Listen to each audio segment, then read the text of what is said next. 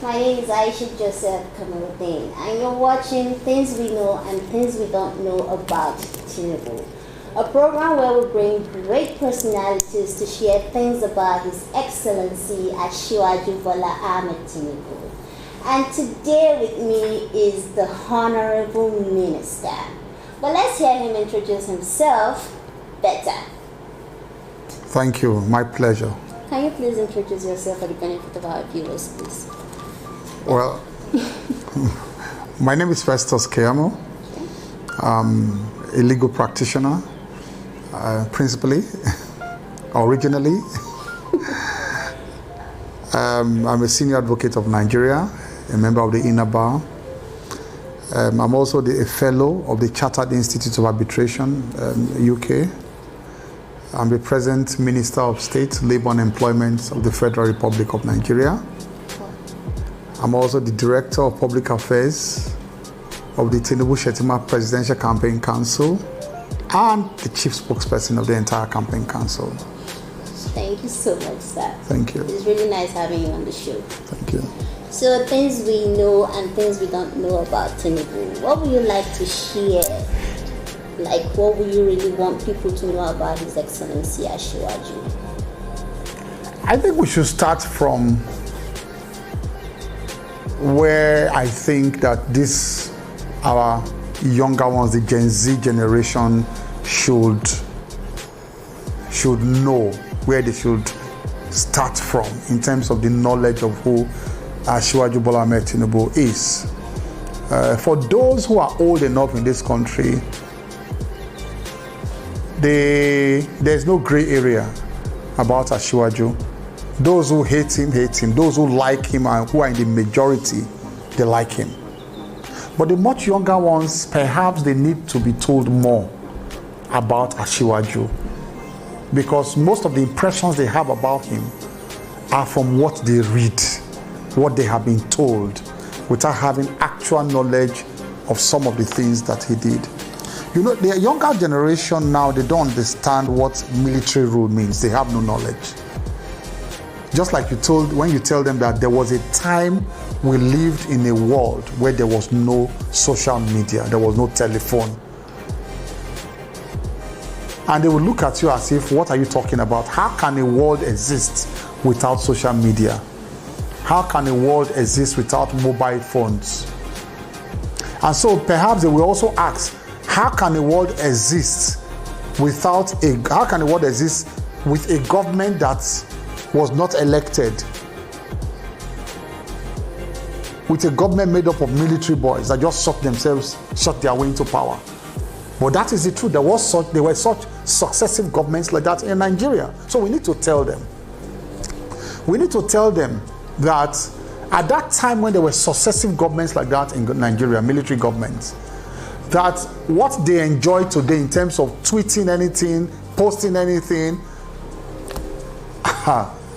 they couldn't do it. It's just as simple as that. It was impossible to make any speech, say anything against the government at that time.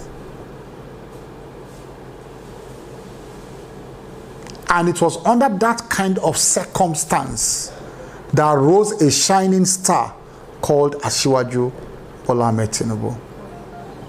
It was under that kind of circumstance at that time where people of courage, rare courage, were needed to confront the military and tell them enough was enough. We need to go back to democracy and, democratic rule. That is the type of memory. That's where I want to start from.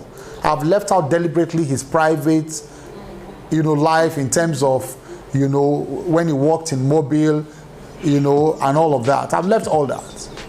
Even if you look at Google, when they say Wikipedia, if you Google anybody, they will tell you active years, when active years. So you don't have to say how the person was creeping, how he was drinking baby milk and all that. It is active years that we are concerned about in a person's life. And that's why I'm concentrating around his active life. So, just to let the Gen Z generation know that the kind of freedom we enjoy today in terms of saying whatever you like to anybody, tweeting whatever you like, getting away with it, and even abusing the person of Asiwaju, he made it possible for you to be abusing him freely.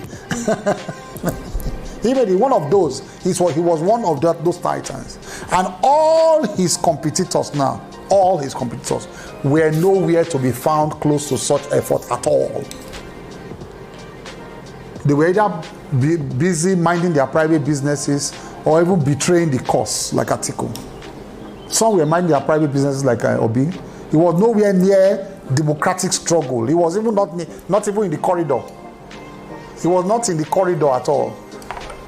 When people like us, younger elements, were supporting Asiwaju and his Nadeko at that time. I was with Ganifa Emi at that time, and we did all the Nadeko cases. I did all the Nadeko cases when they were arrested. So I have a long history of being in the trenches with an Asiwaju Bola Ahmed TINUBU. So I want them to know it's not gaslighting them. It's not trying to deceive them. The records are there. He was a prominent member of Nadeko. Even one of their spokespersons said recently, before this whole primaries and the change, I'm sure you heard in Daily Momodo, when they attested to the fact that when they were fleeing abroad and most of them were, it was Asiwaju that was even taking care of them, that was giving them money to survive. So that is the foundation of democratic struggles of an Asiwaju. So today, when you see them issuing irresponsible statements here, PDP, and saying Asiwaju has planned to raise an army to truncate democracy, and I ask, how can someone who has dedicated all his life to fighting for realization of democracy and democratic ideals, how can that same person be accused of wanting to promote undemocratic ideas and actions? To further that, beyond his achievements in Lagos State, I'm just talking about his love for democracy and constitutionalism. When he was governor of Lagos State, out of the 36 governors of Nigeria, there was not one that confronted the federal government and its SSs, of which Atiku was part of. Atiku was part of that fighting Lagos, denying them of their funds, imposing, going beyond their constitutional limit at times, in trying to, come and influence issues in Lagos State. Whether it is land acquisition, whether it is traffic control, whether it is building permits, Asiwaju took the federal government to court at every point in time and won all the cases as governor, because the federal government were trying to promote him. Obasanjo was coming from military background too, and this Atiku is known to promote undemocratic ideals. He did not raise his voice then. They should ask him. But Asiwaju fought them all the way. Why? He was trying to entrench constitutional order, constitutionalism, and democratic practice. And he won. He went to court, Supreme Court all the time. Lagos against federal government. Go and check all our law books. It's full of Lagos. And no state government has taken federal government to court as much as Lagos State to define the powers between federal, and state government. And almost all the states in Nigeria benefited from it. And they are enjoying it today. So that is the essential Asiwaju Bola Ahmed TINUBU. Thank you so much, sir. Lastly, your advice to Nigerians on how to maintain peace before or even after the election, because in the end, humanity matters.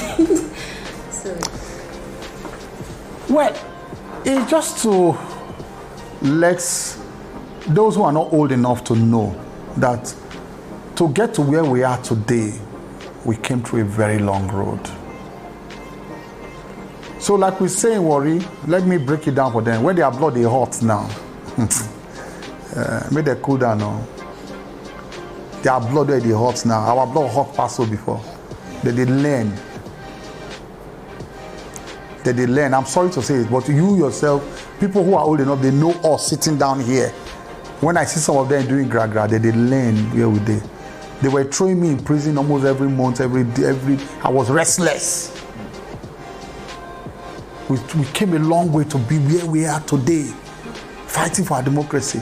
So they should learn to accept things in good faith and then go back and regroup. Any attempt to derail where we are now, where we have fought up to now, we have sad consequences because they are just learning. So they should maintain the peace. The elections will come and go. This is not the first election in Nigeria. Yes. They have heightened tension. No, it's always like when elections are coming in Nigeria, it's like Armageddon is coming. It's a lie. Armageddon will not come. It will come, it will go, there will be a winner, there will be losers. It will be announced, everybody will go to their homes. Nigeria will continue from where it stops. Thank you. Thank you so much. God bless you. Thank you so much. So, viewers, like you've heard, I'm sure you've learned one or two things today. For Asiwaju and Nigerians is the renewed hope. The renewed hope. The renewed